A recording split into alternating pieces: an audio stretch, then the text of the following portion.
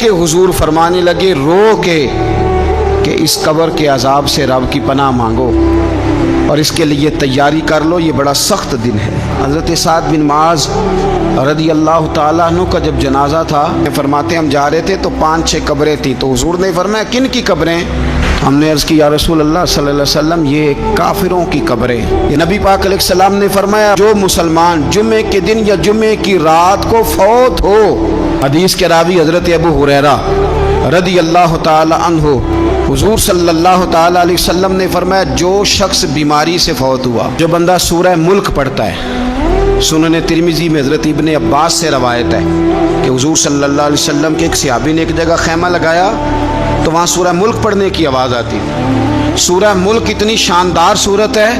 کہ نبی پاک صلی اللہ علیہ وسلم نے فرمایا یہ قیامت کے دن اللہ کی بارگاہ میں ناز سے جھگڑا کرے گی اور کہے گی اے اللہ یہاں تو میرے پڑھنے والے کو جنت عطا فرما یا مجھے قرآن پاک سے علیحدہ کر دے۔ اب عذاب قبر جو ہے، قبر کے اندر جو انسان کا عذاب ہے تو وہ بھی عالم برزخ کا عذاب ہے۔ میرے رسول کریم صلی اللہ تعالی علیہ وسلم نے نا کچھ چیزوں سے پناہ مانگی ہے، خود حضور نے، رسول کریم علیہ الصلاۃ والسلام نے پناہ مانگی۔ حضور فرمانے لگے اے اللہ مجھے کنجوسی سے، بخیلی سے پناہ عطا فرما، اور حضور نے باقاعدہ پناہ مانگی ہے۔